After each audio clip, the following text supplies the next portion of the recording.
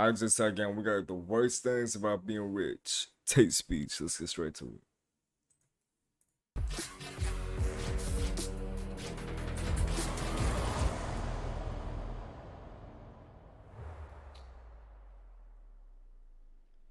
This is the first TateSpeech where I'm going to use some notes. Because I was sitting there thinking, reminiscing on the good old days. I want you guys to understand something about me. Yes, I'm Homie has a sword sitting right next to him. And like, filthy rich. However, I come genuinely from nothing. I'm not one of those guys who says, I come from nothing, I did it all myself. And they didn't. I actually did. I was born in Washington, D.C., on Andrews Air Force Base. My father was in the military. We moved to Southside Chicago, the ghetto, then Detroit, then Gary, Indiana, which at the time was the murder capital of the world. Then I went to Goshen. We moved to Southside Chicago, the ghetto, then Detroit, then Gary, Indiana, which at the time was the murder capital of the world.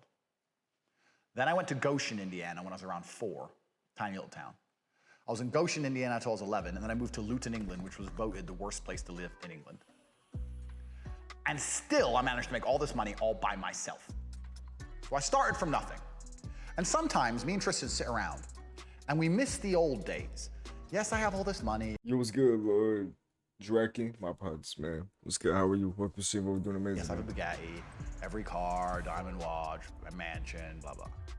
But sometimes I miss sitting around with my brother in a tiny apartment with 22 pounds and thinking, fuck it, let's spunk it all on a kebab. That made me genuinely happy, spending all my last money on takeaway. Now I buy takeaway, doesn't do anything. Who cares? So me and Tristan were having a conversation the other day. What are the bad things about being rich? Everyone knows the good things. But as a man who's genuinely come from the bottom and is now genuinely at the top, I'm gonna tell you some of the bad things about being rich. Because there are bad things about being rich. The worst things about being rich by TateSpeech. And I wrote some of them down, and that's why I'm gonna check my phone occasionally. My scenario, me being rich, is kind of different than most people who are rich. Because there's a lot of people who are rich, like family, money, all this kind of stuff. But me, I did it all by myself. So I've got a problem which is kind of unique to my wealth. And the problem is that I am at the top of the tree. I'm at the very, very tip top of the food chain. And what's happened is, basically anyone I interact with, ever, wants something from me. Even if it's just my time, they want something. When I wake up in the morning, I have about 1,000 WhatsApp messages. And I start to go through. This chick wants this. Mother needs this. This chick wants that. Car dealership wants me to buy another car. This person wants that. This guy wants me to invest. That everyone wants things from me all the time. I understand, because it must be like, you're Joe Schmo. A person of value. So they want people, or he's a person of value. And since he's a person of value, people see value in him. And they see that they can use him for value for themselves. I'm assuming. You wake up and say, everyone wants things from me all the time. I understand, because it must be like, you're Joe Schmo. You wake up and say, who's the coolest person? Who's the richest, smartest guy? I have his phone number. Andrew. If there's a problem, and anyone who knows me, anybody, if there's a problem in their life, they message me. Doesn't matter what it is. The toilet could fucking break. They need some money. Stranded. Whatever. I'm just the go-to guy. Tate can fix it. Homie got an echo. So everyone always wants things from me. When I was broke, nobody wants shit from me. Because they knew I couldn't do shit. Or they There isn't any value. thought I couldn't do shit. I guess. Right? But now that I'm rich, every single person who messages me, it's just a constant stream of requests. They may hide them. They may shield them. They may put them behind a veil. They may say, just take a few days off and let's go to the mountains. I really love you. Those other girls don't really love you. Trying to take my time. My time is my money. They all want something. So that's the first thing that happened when I got rich. I realized everybody wants things from me all the time. And I don't mind. I'm not complaining, right? I don't even think this video It shows you that you are of value to somebody. complaint video. And I don't want you to sit there and think, ha ha ha, more money, more problems, because I love being fucking rich. And I love being top of the food chain. I was built for this. I'm a king. I couldn't live any other way. But I'm very aware as I go through my day-to-day life. Everybody wants something from me. Excuse me. They try and frame it. They say, hey, I've got an opportunity for you. The opportunity is not for me, friend, because I don't need your shit. The opportunity is for you, because you want my money. You're gonna come and give me your business plan and try and convince me. But that shit scared the fuck out of me. You have to see me jump, but I'm the lucky one that shit scared the shit. Opportunity. Damn. When you're trying to walk away with millions of my dollars. No. So the first thing is when you're rich, everyone wants things from you all of the time. That's the first thing that happens. The second thing that I don't really like about being rich. Food used to be a big deal. So my brother and I, we've always lived together. And when we were broke and we were training for world title fights. Soldier! I told you this kid is dangerous! Like his style or not, he will knock you out! So we were world level athletes with no money. We invented a dish that was so bland, we called it flavor, because it was the only way you could add flavor to the dish. So it had the name flavor, but it was extremely bland. And it was white rice, frozen peas, because they're cheap, kidney beans. Kidney beans have more protein per 100 grams than minced beef. Did you know that? I found out when I was broke, walking the aisles of the grocery store, trying to find the cheapest protein money can buy. Couldn't bring myself to be a vegetarian, so I'd add a little bit of meat, minced beef. What is RDM? And if I was really rich, I'd have hot sauce. But that was like $2 or $3 without adding nutritional sustenance. It was just purely for taste. And I couldn't often afford that. Literally, you have no idea how broke I was when I was fighting. Kickboxing does not pay. So For further, he says kickboxing does not pay. That's interesting to me because, it's Gmod? Okay, gotcha. I'm not very educated on. It's from Gmod? Okay, I'm not very educated on Gmod. It's interesting to me that he says like kickboxing doesn't pay, but like you would assume something like that big would pay, like, or at least if you're in a spot like I guess he was. for a good 3-year period of my life, Like, I you're literally risking life, and you're not getting paid. lived on You're this. risking. Excuse me. You're risking potential mobility. You're risking mobility and not getting paid. Interesting. It's like someone could break some shit and fuck you up. Even in boxing. See. But I'm not very educated on this stuff, but from what he said, I mean, the fact that those are risks, it's like you could really be fucked up. And not be getting paid. Flavor. We'd cook it twice a week. How long is on a this? Sunday and on a Wednesday. And we'd 20 make these big minutes and pots 6 of minutes rice, in. green peas, kidney beans, and a bit of minced beef. That was it. And every once in a while, if my friends came over and they had more money than me, or if I went to a fight show and I was getting a paid dinner, or if I was out with, my uncle who had money, and they'd buy me a steak. Yeah, 20 minutes. Woo!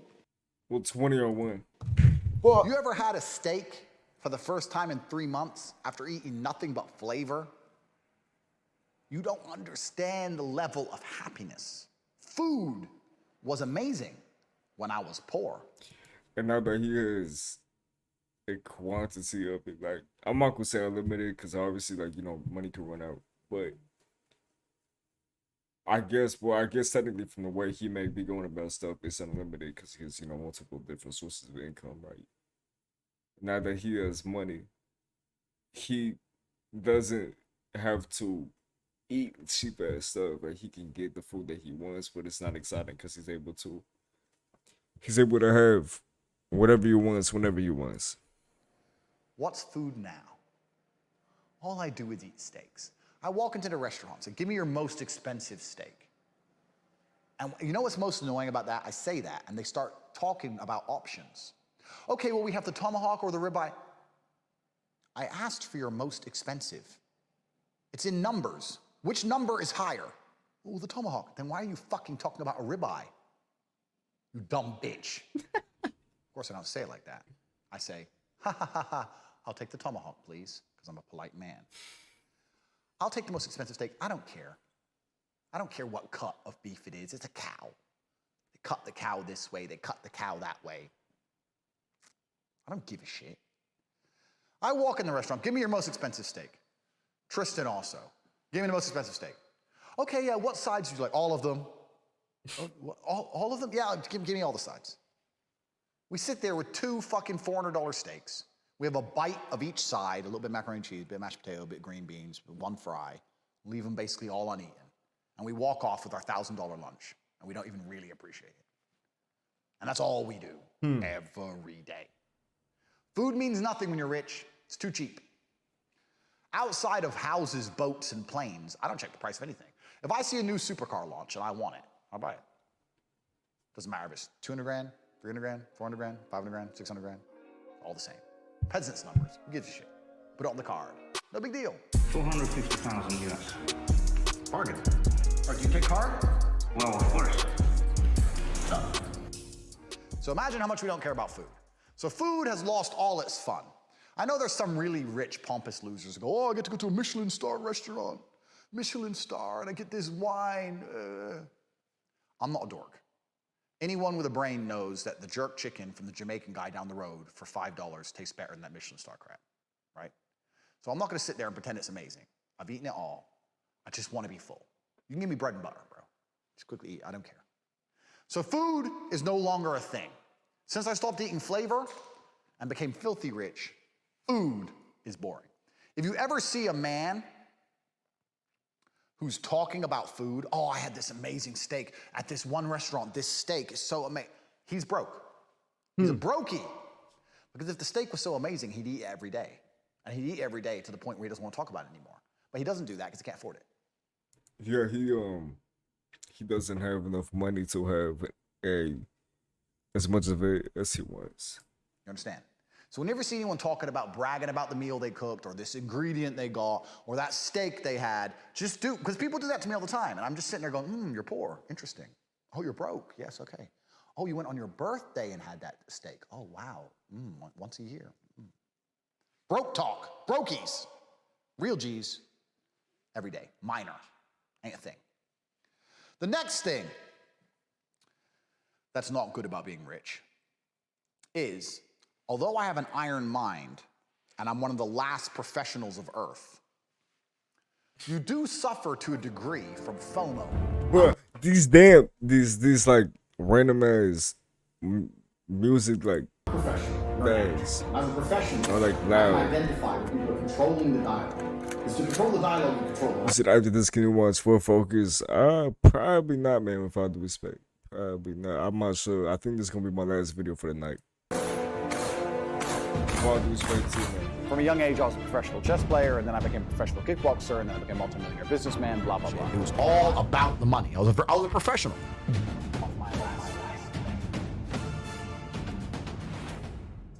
And the reason you suffer from FOMO is because private jets are like Ubers. So I have a number in my phone for a man in Switzerland, some rich guy, never met him, I don't even know his real name. It's kind of like Hitman. You know the Hitman movie where he has the handler, and you don't really know who they are. I send a voice note to my guy in Switzerland. Bro, I'm in Bucharest, and I need to get to Geneva. He'll say to me, in 44 minutes, sir, and there'll be a plane on a runway with my name on it, a pilot, fully fueled, with donuts and champagne and pepperoni pizza, because it's always what I have in my private planes, waiting for me. It's like an Uber. When you take away the whole airport bullshit, there's another thing you guys don't know about flying private. The best thing about flying private is there's no airport experience, right? Yeah, If he says you just go to the location, I'm guessing you just load up. the plane's on the runway and I want to fly at 8, I get to the airport at 7:59 because my PA in advance, as the jet is being booked and paid for, has already sent my passport. They've already done all the check-in, the customs, all that crap. So I walk straight into the private airport terminal, straight onto the plane. The airport takes 24 seconds. on the plane, take off, land. It's the same with the other side. They've already had my passport in advance. As I get off the plane, someone looks at the passport scan they had, looks at me, same dude, cool. Right in the BMW, which is already on the tarmac, out. So for you, let's say I was flying from Bucharest to Geneva traditionally. Let's say my flight is at midday. I'd have to get to the airport at 10 a.m., fly at 12, land, let's say 2, then another hour collecting bags, passport check-in, but I get there around 3. So 10 to 3. Whereas for me, it's 11:59 to 2:01. So what that means is you can now go in and out of countries in the same day. That's what you guys don't understand. You brokies, you don't get it. You haven't got time, you ain't got a 7-hour period twice in one day. But I do. I can get up at 7, I can fly at 7:30, I can land at 10 a.m., I can have lunch in Geneva, and then around 4 o'clock I can get bored, text my guy, and fly home, be home by 6. I've been in and out in one day. No, you gotta be like rich for that, because I know private jets cost a lot of money, like a lot of fucking money. So when you can do this, Like I don't know exactly how much they cost, but I do know it's like you will have to have like throwaway like you have to have like a whole bunch of money that you can just throw away like that to be doing what he's doing, I'm guessing. when you could Uber around Earth in real time, when you can go in and out of countries in a single day, you start getting big FOMO. I struggle with FOMO to this day. Tate, it's Cannes Film Festival. Don't want to go Cannes Film Festival. Yeah, but Leonardo DiCaprio's on this boat. Don't like him. Yeah, but he's going to be jealous of your girls. That's true. All right, what time is it? Quickly, boom, jet, bang, flex on Leonardo, boom, back on the jet, bang. Flex on Leonardo. So you start getting all these messages, and now you get FOMO. So when you try and just sit still, because you can be anywhere. Bro, I feel like he would be great in a movie. Like, he'd just be like, I feel like he'd just be a great actor. It's very hard to not do things. I hope I'm making sense here. Everyone goes, oh, just relax. I can't just relax, because right now there's so many places I could be. There's so many things I could be doing. Like right now, Maserati, as we speak right now, Maserati are having a test track day in Bologna, Italy for the MC20. I could have been there. Here I'm filming tape speeches. And part of me has FOMO. I could have just bounced to Italy, drove the car, bounced back. And it's every single day. So you get huge FOMO.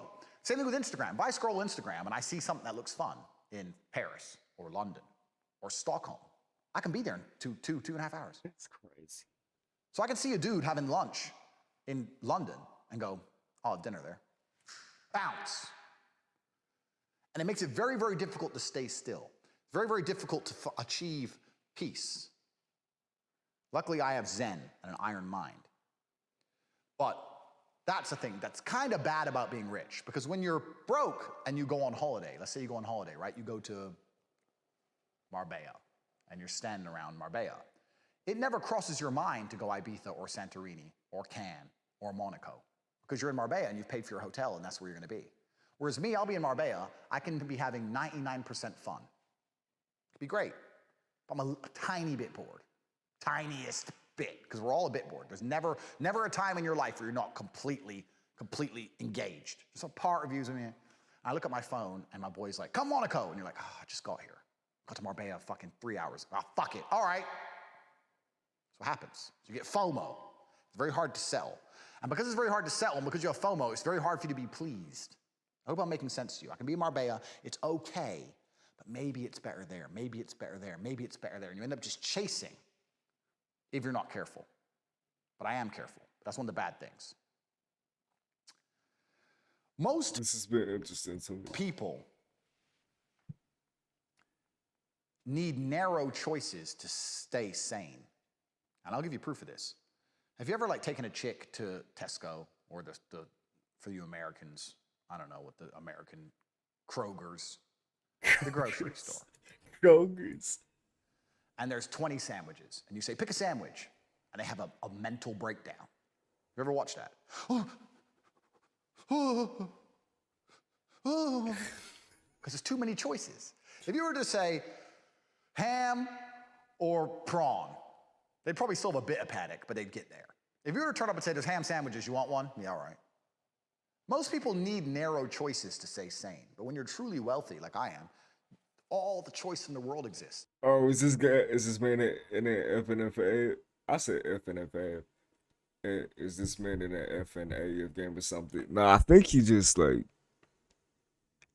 I think he is just very cautious about like his well-being. Not well-being. Well, probably that too.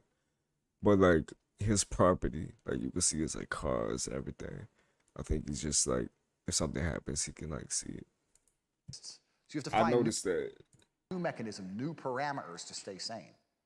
So my parameters are self-induced. I will say to Tristan, from the 1st of April, I do not leave this country. I don't care if Mike Tyson himself invites me to his mansion. I'm not leaving. And we shake hands, and we give our passports to our PA, and we don't go in. But I damn near got jump scared earlier because when he first did like the music thing or whatever, that shit scared me. Otherwise, you just chase. I spent a year of my life, not last year, year before, of the 12 months, even though I live in Romania, I was away for 11 months. It was ridiculous. Living in hotel rooms, just buying new clothes as I went, losing clothes, buying clothes, one backpack, just run around the world with a debit card. It's out of control. This year, I'm gonna try and stay still. I've looked at my list, and I have a bunch of other things, but I'm thinking maybe this should be a bit of a series. The bad parts about being rich. We should make a series out of it. I want to read. I think I watched the video where he did a video with I think this girl's name is Cheyenne or whatever. I don't know. It's like the little date thing that I guess she does, whatever she did with Tate. And he said I think he wears glasses because like he has like a retina damage or some shit from like fights or whatever. All right, Something like that. For all you brokies at home, I know what, because I understand brokies very well. I know there's at least one brokey sitting there going, that actually sounds quite annoying. I'm kind of glad I'm broke. Listen, being rich is fantastic, and being broke is not good. And the good sides massively outweigh the bad sides. I'm just trying to tell you a couple of the bad things. I think I've told you 3, and I've got 3 more. So we're gonna save it for another video. In the meantime, what I'd like for you brokies to do is to go look in the mirror. This is serious homework. If you're gonna watch my channel, you get homework. Do this, because it will change the trajectory of your life. I know you think I'm full of shit, some of you. The ones who are the real G's know it's true. But the following words I'm gonna tell you are gonna change the trajectory of your life. Stand up, go to the bathroom, and look in the mirror, and look yourself in the eye. Look that man in the eye and say, I want Tate's problems. Because you should be listening to this and think, you know what?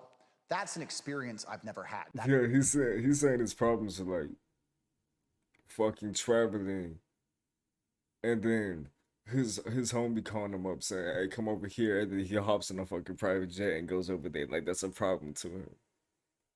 Compared to like finding a place to live, but like if you're gonna sleep, if you have a place to sleep at night, you know what I mean? Or like, do you have enough money to like buy food from McDonald's because like you don't have enough money to buy other food or whatever. That's a life I've never lived. I want Tate's problems. Because you should be listening to this and think, you know what? That's an experience I've never had. That's a life I've never lived. I want that. I need to become rich. If, and only if, Were he gonna drop? No, what do you mean? if you have bothered to stand up, go to the mirror, look in your own eyes, and speak to yourself, you can email me on the email address below. If you're too lazy to go look in the mirror, don't email me. I'm not saying it's easy to get to the top of the mountain. You still have to climb, but I know the way. So if you understand what I'm saying to you, if you want the life problems I have in my beautiful existence, if you want to stop being a peasant, a peon, a brokey, you can email me at the email address below and say, I'm ready. And I will show you the path to the top. And maybe, wouldn't it be fantastic, in some far-flung existence, in one of the many variations of the multiverse, in 3 or 4 years from now, after you followed my advice and you became ridiculously rich, that you text my phone and say, hey, T, there's a party on a yacht. We're here in Santorini. Are you coming? And I say, you know what? Yeah, I'm going to come. And we turn up. And I can guarantee you, finally, I can look you in the eyes and know once and for all what I already know deep in my heart. That you're a fucking geek. All right, man. Well, this was definitely like an interesting video. I don't think I really thought about like those points and everything that he talked about. It was interesting to me because it was like, it's like rich people problems. Obviously, like he has stuff way better maintained than like other rich people maybe, but he's also very self-disciplined. More self-disciplined than a lot of people with money. And I guess with him being that, it's like he has a balance of, I don't really know how to explain what I'm saying. But I do think this video was interesting. I don't think I really thought about maybe any of these points. Great video, guys. Yeah, it's very interesting though, for sure. It's like I didn't even think that like he's over there like talking about traveling like to like this and this place like that. Or like a 2 hour, I don't know. He said some shit, but excuse me. But anyways, that to me is interesting for sure. I think it was a great video. But anyways, y'all, that was pretty much the video, the reaction. If y'all did enjoy the video reaction, please let me know in the comments below. Guys, what you guys from that, not you can handle. Y'all have a blessed one. It's been JC. Later.